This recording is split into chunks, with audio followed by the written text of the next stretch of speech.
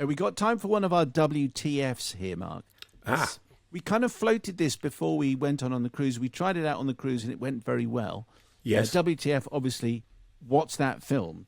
Because most people have got, I saw that film a while back and it had a cat and a hedge and a Toblerone. And I think it was set in Denmark, but I can't quite remember. But it might have been France. And it turns out to have been Australia. Yeah, exactly. So Amanda Adlem has sent us two. Okay, so there's one or two. We've only got time for one. Okay. Why don't you choose number one or number two? Okay. Well, I should point out that I haven't heard or seen any of these emails. So number two. Okay. So Amanda's second WTF. Okay. It was definitely in colour. I mean, that's obviously. Okay. So it's not the artist. And based in the late 19th or early 20th centuries, but was filmed sometime between 1970 and 1990. Okay, we're going to narrow this down a little bit more. Okay. There are only two fragments that seem the most memorable. One of a train passing out from a tunnel into a snowy landscape, and the other of a young woman emerging from a house. And as she does so, she proceeds to remove her clothes and then climb a nearby tree. It is possible that she's either mad or gaslit to think so. I have a feeling it was a non-English film, though this may be mistaken. Possibly a problematic father-daughter relationship has a part to play. There were elements of decay and decline in the portrayal of the town, which was cut off from the outside world, which could only be accessed through the train tunnel.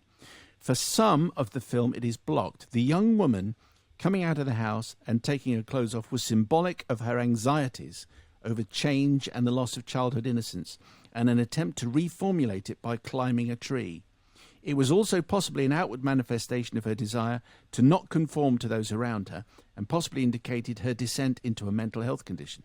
Suicide was in her mind just a demonstration of independence and non-conformity. Well, I mean, I was immediately thinking Women in Love, but I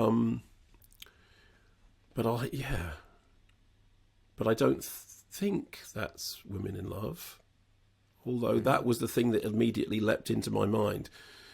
I just love the fact that the two things that we began with it was definitely in colour. Definitely in colour. It's like, okay, well, look, with sound. As you've drawn a blank, let's see if we have more joy with number one.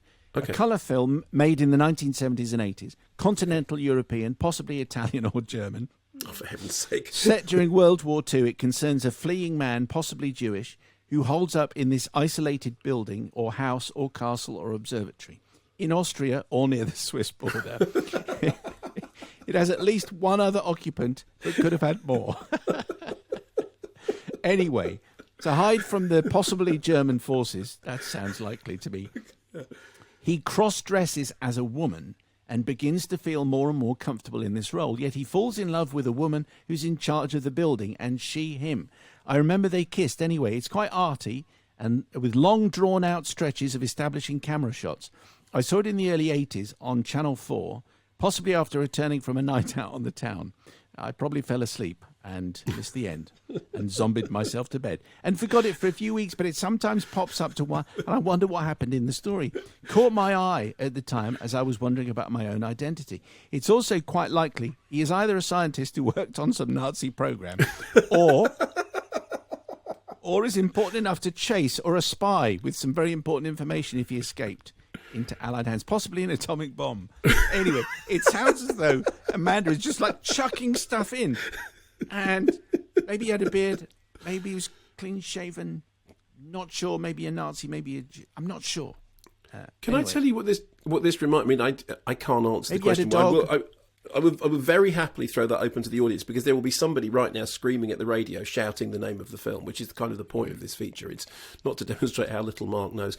But I do remember very clearly thinking that Battle for the Planet of the Apes had a scene in it in which the female ape says to a male ape, "But I want to love you now."